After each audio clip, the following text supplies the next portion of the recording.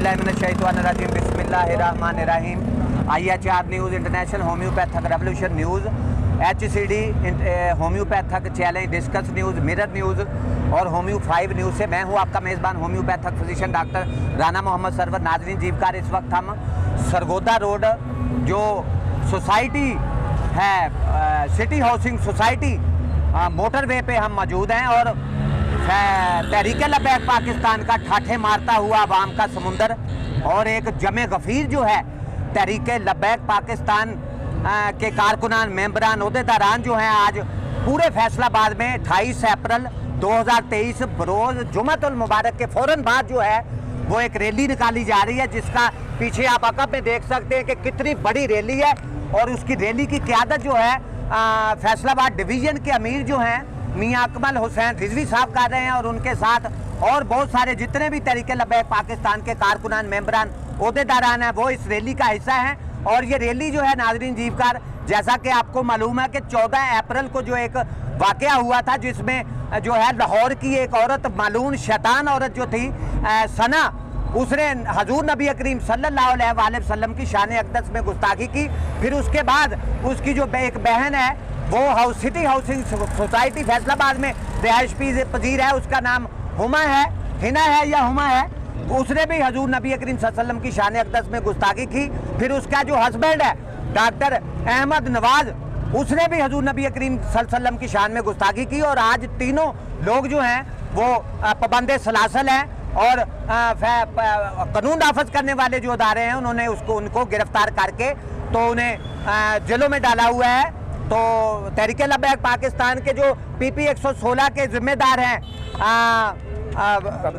अब्दुल मनान रिजवी साहब, उनसे आज पूछेंगे कि सर ये जो रैली निकाली जा रही है फैसलाबाद में तहरीक लबैक पाकिस्तान की, फैसलाबाद की बड़ी रैली, और आज जो फैसलाबाद की फ़ज़ाएँ हैं वो तहरीक लबैक पाकिस्तान के नारों से गूंज उठी हैं सर, और हर तरफ जो है लबैक लबैक या रसूलुल्लाह की सदाएँ जो हैं वो सुनाई दे रही हैं लोगों को, और ताजदार खत्म नबूवत के नारे जो हैं वो फ़ज़ाओं में बुलंद हो रहे हैं। तो मनान साहब क्या कहेंगे कि गिरफ्तारियां जो हुई हैं इन मालून शैतान लोगों की, तो क्या कानून नाफज करने वाले इदारे जो हैं वो इन लोगों को कड़ी से कड़ी जो सजाएं उनकी बनती हैं, और पाकिस्तान ताज़ीरात पाकिस्तान के मुताबिक जो 295 सी है उन पे लगा के तो उन्हें अब कोई शुकूक शुबात तो रही नहीं है, क्योंकि मुल्ज़म बिल्कुल सामने करार कर चुके हैं। तो फिलहाल उनको सजाए मौत का मुतालबा जो है आपकी तरफ से क्या कहेंगे इसके बारे में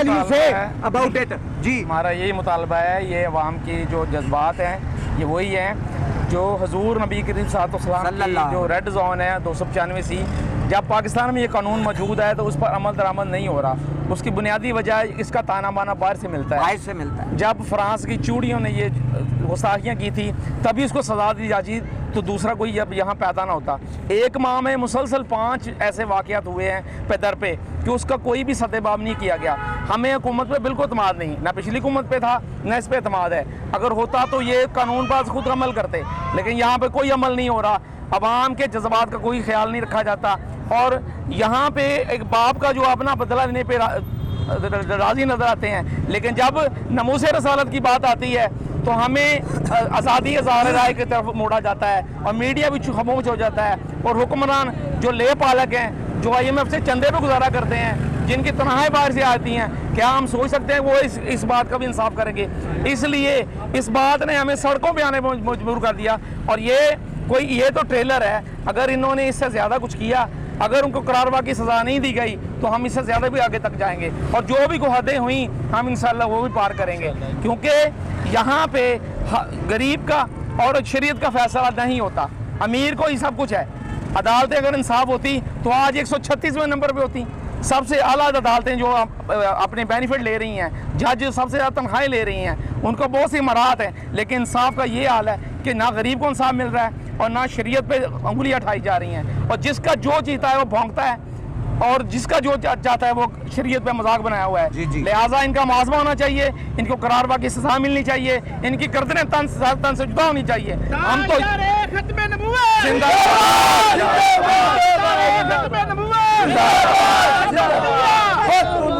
हम यही कहेंगे कि कुरान का फैसला है कि मन सब्बा नबियन फक़्तुलूहु, ठीक है, इनका सर तन से जुदा होगा तो इंशाल्लाह आइंदा कोई गुस्ताख जुर्रत नहीं करेगा। जी जी, मनान साहब की आप गुफ्तगू सुन रहे थे नाज़रीन जीवकार। उनका कहना था कि ऐसे लोगों को जो नबी करीम सल्लल्लाहु अलैहि वसल्लम की शान अक़दस में गुस्ताखी करते हैं, मुर्तकब होते हैं इसके, उनको चौको चुराए में लेके तो उनको फांसियाँ दी जाएं और उनका सर जो है वो तन से जुदा किया जाए। वो हदीस नबवी सल्लल्लाहु अलैहि वसल्लम का हवाला भी दे रहे थे, जो आपने सुना नारा कि मन सब्बा नबियन फक़्तुलूहु, कि जो भी नबी के बारे में बात करे उसको काट के रख दो। तो मनान साहब, क्या खदशात हैं आगे जाके कि गवर्नमेंट कानून नाफज करने वाले जो इदारे हैं पाकिस्तान के, उन्होंने इन मालूम शैतान लोगों को गिरफ्तार तो कर लिया है, लेकिन पिछली दफ़ा भी ऐसा हुआ था कि तहरीक इंसाफ के दौरे हुकूमत में, इमरान खान के दौरे हुकूमत में भी आसिया मलूना को यहाँ से भगा दिया गया था और फ्रांस में जाके उसका इस्तकबाल किया गया था फ्रांस की हुकूमत की तरफ से। तो ये आपको खदशा नजर तो नहीं कहीं आ रहा कि ये गवर्नमेंट, मौजूदा गवर्नमेंट जो है, ये भी ऐसे ही वो अपने रवश पे कायम रहेगी और इन लोगों को कहीं बाहर फॉरेन कंट्री में भगा तो नहीं देगी? क्या कहेंगे इसके बारे में? कायदे साज़ हैं रिजवी इस बात का खदशात का इज़हार कर चुके हैं जी जी, कि जिस तरह आसिया मलूना के बारे में इन्होंने झूठ से प्रॉपर झूठ से काम लिया है इन्होंने, तो इससे भी झूठ से काम ले रहे हैं। ये उनको बहुत ज़्यादा अंदर खाते बेनिफिट दे रहे हैं, क्योंकि इनके ताने बारे में पहले कह चुका हूँ, बाहर से मिलते हैं, इनको इमदादें मिलती हैं, ये बाहर जाने के चक्कर में ये अपना ईमान बर्बाद करते हैं। इसके पीछे कादियानी लॉबी है और उसके जो कत्ता दरता हैं, जो फ्रांस है, जर्मनी है और अमेरिका है और बरतानिया है, ये मेन मुल्क चार हैं जो ये पीछे से करवाते हैं और हमें इंतशार का शिकार करने के लिए हमें जानबूझ कर सड़कों पर लाया जाता है। अगर कानून अपना काम खुद करे तो हमें ज़रूरत ही नहीं है कि हम सड़कों पे आएँ। कानून अपना काम कर रहा होता, अगर इंसाफ मिल रहा होता तो हमें क्या ज़रूरत थी हम इस तरह सड़कों पे आते। लिहाजा हम यही हुकूमत वक्त से मुतालबा करते हैं कि अपने ये छिलछिले छोड़कर सही जो काम है वो करना शुरू करें, ठीक है। इनको करारवा की सज़ा मिले ताकि आइंदा कोई भी ऐसी गुस्ताखियाँ ना कर सके। जी जी, मनान साहब की आप गुफ्तगू सुन रहे थे। उनका कहना था कि ऐसे लोगों को करार वाकई सज़ा मिलनी चाहिए और इनको अपने कैफरे के दाँत तक इबरतनाक से इबरतनाक सज़ा होनी चाहिए, ताकि जो आने वाले दूसरे लोग हैं जो इस तरह का कभी फेल सार अंजाम देने के लिए भी तैयार बैठे हैं, उनको कान हो और वो अपनी बुरी रवश से जो है वो बचें। जी बहुत शुक्रिया। निशान इबरत उन्हें बनाया जाए। इसके बाद मनान साहब जो हैं PP 116 ज़िला फैसलाबाद के ज़िम्मेदारान में से हैं।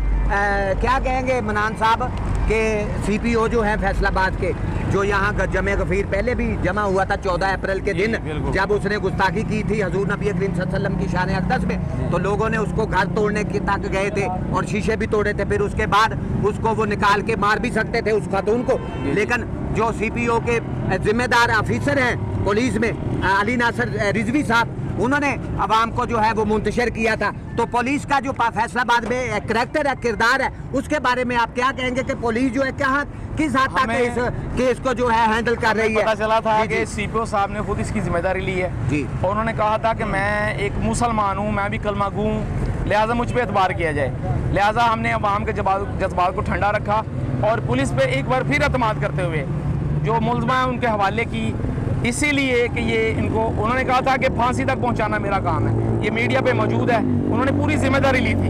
अब हम उनसे मुतालबा करते हैं कि अपने जो बयान है उसका लाज रखें, अपनी ड्यूटी की लाज रखें। ये नौकरियां जो है यहाँ ख़त्म हो जानी है, हजूर सल्लल्लाहु अलैहि वसल्लम से वफादारी काम आनी है, आगे कोई चीज़ काम नहीं आनी, ना तुम्हारी ड्यूटियाँ, ना तुम्हारी नौकरियाँ, ना तुम्हारी हुकूमतें, ना तुम्हारी चापलूसियाँ। लिहाजा तुम्हें सब कुछ छोड़कर हजूर से वाबस्तगी रखनी चाहिए। जी जी, नाजरीन जीवकार, इस वक्त आप जो है मोटरवे वहाँ हम मौजूद हैं और फैसलाबाद में एक बड़ी रैली जो है वो निकाली जा रही है और तरीके लब्बैक पाकिस्तान के जो कारकुनान, मेंबरान, ओहदेदारान जो हैं वो बड़ी चाबक दस्ती के साथ जो है वो इस रैली की क़यादत कर रहे हैं। पीछे देख रहे हैं आप, रैली गुजर चुकी है, हम वहाँ भी क़यादत का इंटरव्यू करेंगे, लेकिन यहाँ PP 116 मियाँ अब्दुल मनान जो रिजवी साहब हैं उनकी गुफ्तगू आपने सुनी कि उनका कहना था कि पुलिस या जो अगर पुलिस का किरदार मनफी की तरफ गया, अभी तो हमें कुछ थोड़ा बहुत पुलिस के जो उन्होंने किरदार अदा किया है तसल्ली बख्श है,